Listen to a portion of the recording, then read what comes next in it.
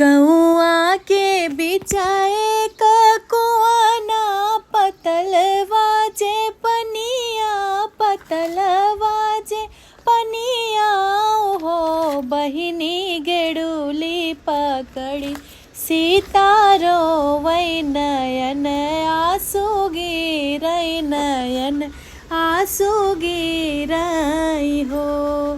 कुटिया से निकले हैं मुनिवर सिया जी से पूछाई सिया जी से पूछाई हो ए बेटी कवने संकट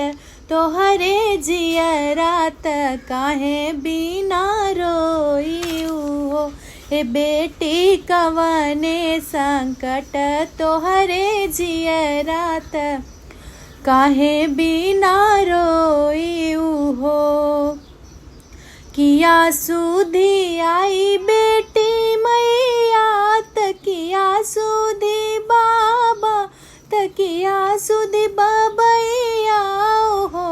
बेटी किया सुधी आई तो हरी सासू किया सुधी देवरा किया सुधी देवरा हो बेटी किया सुधी आए तो हरे हरित हमसे बतावऊ हमसे बतावऊ हो।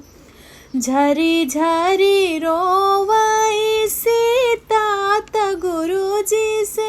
बोलाई गुरुजी से बोली नी हो बाबा तो के नहीं सुधी मोरी मैया त नाही बबैया त नाही बबैया हो ए बाबा नाही सुधी आए मोरी सासू त नाही देवर दी नाही हरी सुधी हो। भैले हमसे कवन कसुरवा कवन बड़ी गलती हो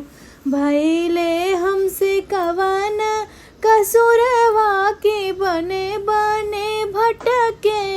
बने बने भटके होए बाबा बाची देत पोथिया पुराण कवन विधि रहे त विधि के विधनवा हो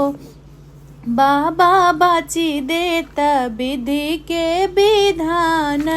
कवन विधि रहे कवन विधि रहे हो। मुनिवर पोथिया जे बाचे त बाची के सुनावे त बाची के सुनावे हो बेटी उतरत सावन महीनवा छठी माई के दिनवा छठी माई के दिनवा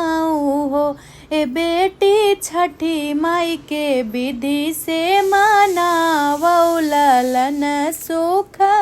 पावौ ललन सुख पावौ हो। 8 महीनवा के बीतत नवाए के लागत नवाए के लागत होए बहिनी दुई दुई जनमे लालनवा तरगुकुल रतनवा तरगुकुल रतनवा हो बहिनी दुई दुई जनमे लालनवा सिया जी के जनमो सिया जी के परनवा हो।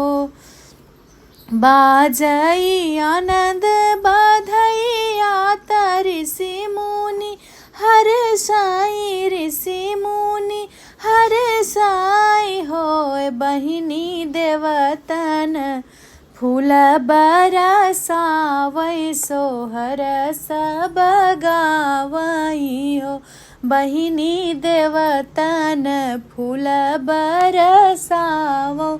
त सोहर गावऊ हो।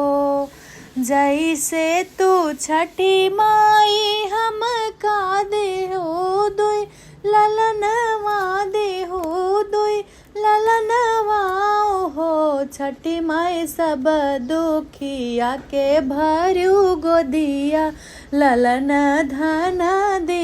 हो ललन धन दे हो।